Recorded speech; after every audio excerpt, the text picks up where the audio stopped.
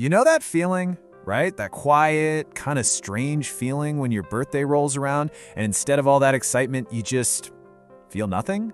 You might even tell people, oh, I don't really care, it's just another day.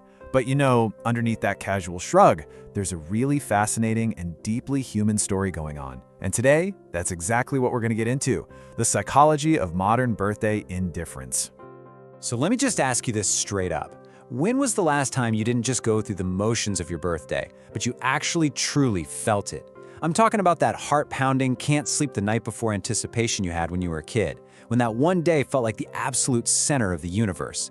For so many of us as adults, that feeling has just vanished. And this really just nails the difference, doesn't it? The pure, simple magic of childhood birthdays versus, well, a calendar notification. What used to be about uncomplicated joy has morphed into this quiet, complex self-evaluation. The one day you felt truly seen now just feels like, well, another Tuesday. So what on earth happened? Why the big change? All right, let's dive into the great shift. To really get why birthdays can feel so heavy, or just blank, now, we have to go all the way back and understand why they mattered so much in the first place. See, from a developmental psychology standpoint, childhood birthdays were so much more than just cake and presents. They were actually critical for our development. They built our self-esteem, they gave us a sense of belonging, and most importantly, they met this fundamental human need we all have, the need to be seen and celebrated for who we are.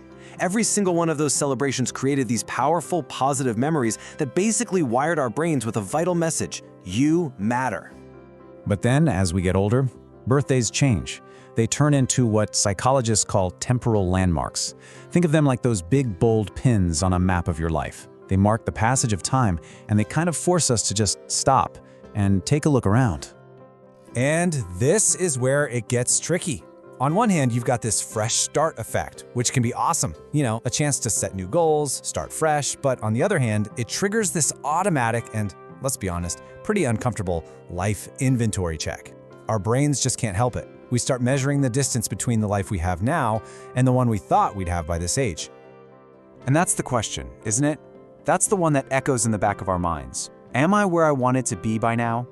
This quiet internal audit is what can turn a day that's supposed to be about celebration into a day of really heavy evaluation, and for some of us, even a little bit of dread. So what do we do when that feeling gets to be too much? Well, we build armor.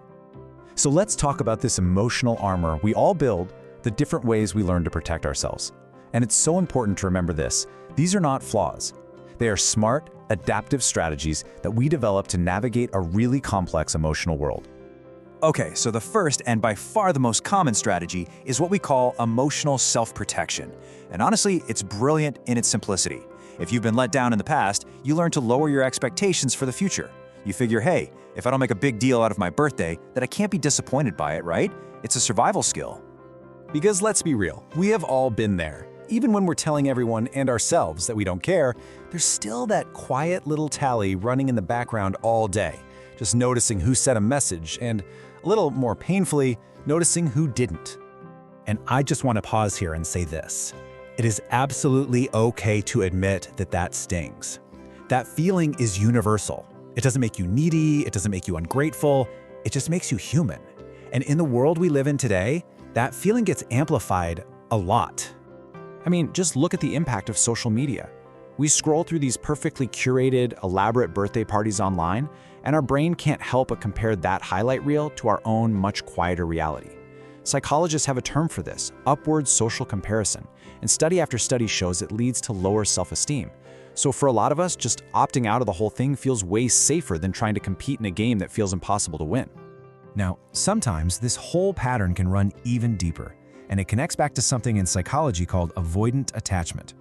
Basically, the idea is that if our needs for attention and recognition weren't consistently met when we were little, we learned a really powerful lesson.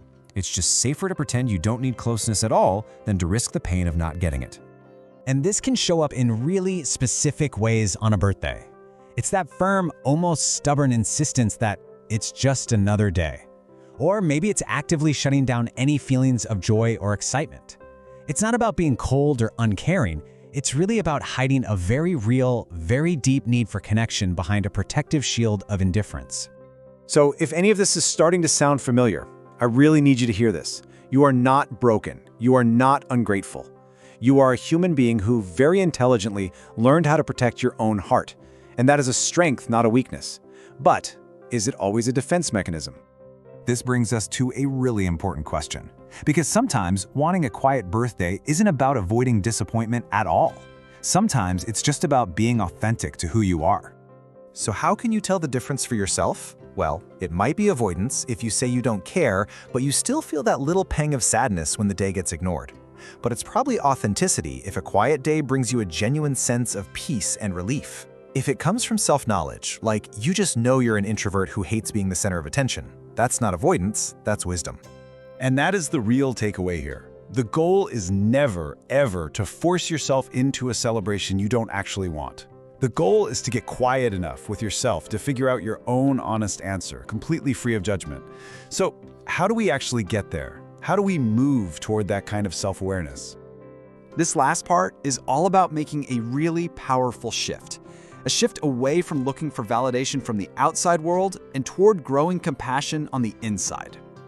And there's this wonderful practical framework from a researcher named Dr. Kristen Neff. She says self-compassion has 3 simple parts. First, self-kindness, literally just treating yourself with the same warmth you'd give to a good friend. Second, common humanity, just remembering that you are not alone in these complicated feelings. So many people feel this way. And third, mindfulness, which just means letting yourself feel whatever you feel, sadness, relief, confusion, without judging it or trying to push it away. This slide right here, this is the heart of the whole transformation. It's about shifting your focus from getting presents to just being present with yourself. It's way less about who shows up for you and so much more about how you show up for yourself. It's the journey from needing everyone else's validation to finding your own internal recognition. I mean, think about it. When you were a kid, your birthday was about the whole world turning to you for one day and saying, "We see you. We are so glad you exist." And that outside recognition, it's not just fun, it's absolutely vital for our development. But as we become adults, a really profound and I think necessary shift happens.